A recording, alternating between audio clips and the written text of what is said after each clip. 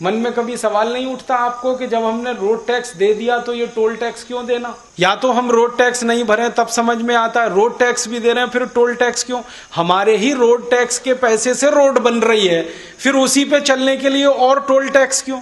और हर 20, 25, 50 किलोमीटर पर क्यों? एक दिन मैंने हिसाब निकाला था, दिल्ली से कलकत्ता अगर गाड़ी से आप चले जाएं तो डीजल के खर्चे से ज्यादा टोल टैक्स का खर्चा है। दिल्ली से कलकत्ता सड़क रास्ते से आप चले जाएं तो हम हिंदुस्तान की सरकार को इनकम टैक्स के रूप में, कॉर्पोरेट टैक्स के रूप में, एक्साइज ड्यूटी के रूप में, वैल्यू एडेड टैक्स के रूप में, सेल्स टैक्स के रूप में, सेंट्रल सेल्स टैक्स के रूप में, रोड टैक्स के रूप में, टोल टैक्स के रूप में, प्रॉपर्टी टैक्स के रूप में, हाउस टैक्स के रूप में, 64 तरह के टैक्स के रूप में हर साल हम 20 लाख करोड़ दे देते हैं। फिर हमारी गरीबी, भुखमरी, बेकारी क्यों होनी? 20 लाख करोड़ पता है कितना धन होता है?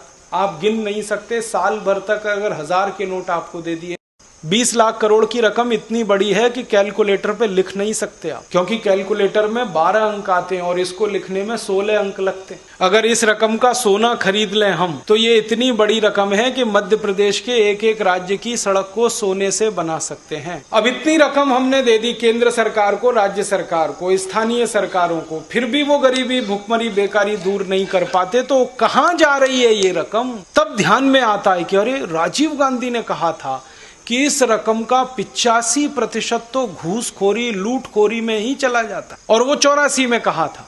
हो सकता है 2009 में इस रकम का 90% घूसखोरी, लूटखोरी और भ्रष्टाचार में चला जाता हो, 10% ही काम में आता। तो हमारे समझ में बात आ गई, वो ये आ गई कि इस पूरी की पूरी रकम का इस देश के नेता और अधिकारियों में बंदर बांट होता है, घूसखोरी, रिश्वतखोरी के नाम।